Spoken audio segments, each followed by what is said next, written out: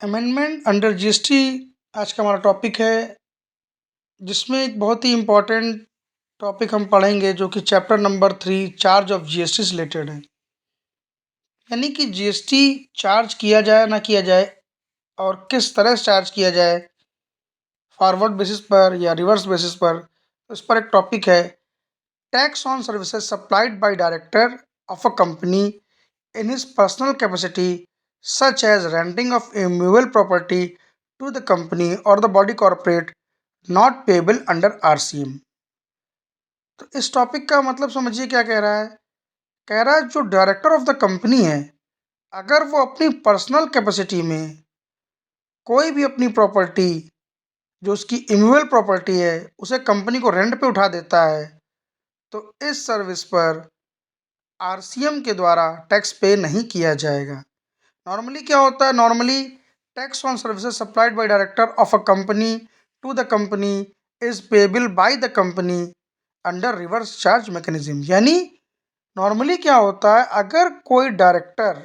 अगर किसी कंपनी का डायरेक्टर अपनी कंपनी को कोई सेवाएं प्रदान करता है, तो उन सर्विसेज पर टैक्स जो है वो आरसीएम के अंतर्गत लगता है, और उस पर जो जीएसटी है वो डायरेक्टर पे नहीं करता बल्कि कंपनी पे करती है। ठीक है। तो अब ये जो पॉइंट उठा कि मान लीजिए अगर डायरेक्टर ने अपनी कोई इमूवेबल प्रॉपर्टी कंपनी को रेंट पे उठा दी, तो क्या उस पर आरसीएम लगना चाहिए नहीं लगना चाहिए। तो उस पर क्लैरिफिकेशन क्या है कि यहाँ पर देखिए, डायरेक्टर ने जो अपनी प्रॉपर्टी इमूवेबल प्रॉपर्टी रेंट पे दी है कंपनी को, वो पर्सनल कैपेसिटी में दी है, ना कि एज ए डायरेक्टर की कैपेसिटी में दी है। तो जब भी पर्सनल या प्राइवेट कैपेसिटी में कोई डायरेक्टर अपनी कंपनी को कोई सेवाएं प्रदान करेगा, तो वो सेवाएं, जिसमें कि मेन सेवा क्या बताई गई यहाँ पर, रेंटिंग ऑफ इमूवेबल प्रॉपर्टी, तो वो टैक्सेबल आरसीएम में नहीं होगी। तो जब आरसीएम में नहीं होगी तो सीधी सीधी बात है, चूंकि वो रेंट चार्ज कर रहा होगा तो रेंट पर जीएसटी का पोर्शन ऐड होगा। तो यहाँ पर जीएसटी जो पेमेंट करना है वो डायरेक्टर को करना है, ना कि कंपनी को करना है। तो वर्डिंग समझ लेते हैं, वर्डिंग्स क्या है। Normally tax on services supplied by director of a company और a body corporate to the said company or the body corporate is payable by the company under reverse charge mechanism. It is here further clarified that services supplied by a director of a company or body corporate to the company in his private or personal capacity are not taxable under RCM. For example, by way of renting of immobile property.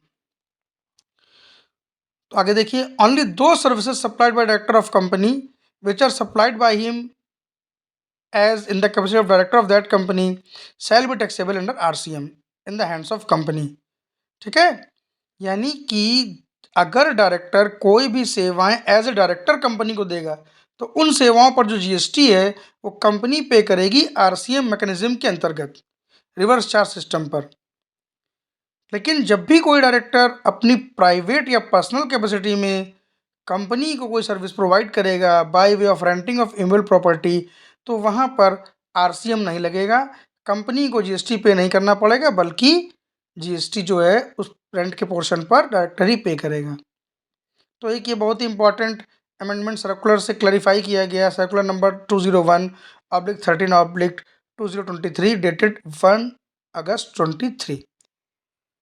तो ध्यान रखिए, सबसे decisive point क्या है। Simple word में, the decisive factor is whether services supplied by the director to the company in his private और personal capacity और not in his private और पर्सनल कैपेसिटी। यानी जब भी डायरेक्टर कोई सेवाएं प्रदान करे कंपनी को, तो हमें सबसे इंपॉर्टेंट पॉइंट देखना क्या है कि वो डायरेक्टर के रूप में दे रहा है या अपनी किसी पर्सनल कैपेसिटी में दे रहा है। अगर वो डायरेक्टर के रूप में सेवाएं दे रहा होगा, तो फिर सप्लाई जो है आपकी आरसीएम पे जाके टैक्सेबल हो जाएगी। और अगर वो अपनी पर्सनल या प्राइवेट कैपेसिटी में, मतलब नॉट एज ए डायरेक्टर, अपनी पर्सनल या प्राइवेट कैपेसिटी में कंपनी को सप्लाई दे रहा है सेवाओं की, तो वहाँ पर क्या होगा, आरसीएम नहीं लगेगा, कंपनी को जीएसटी नहीं पे करना पड़ेगा, बल्कि डायरेक्टर को जीएसटी पे करना पड़ेगा। तो बहुत ही इंपॉर्टेंट पॉइंट है ये। अगर आपको समझ में आया हो तो चैनल को लाइक शेयर एंड सब्सक्राइब कर दीजिए। Thank you for watching my class असाना commerce classes. Thank you, thanks a lot.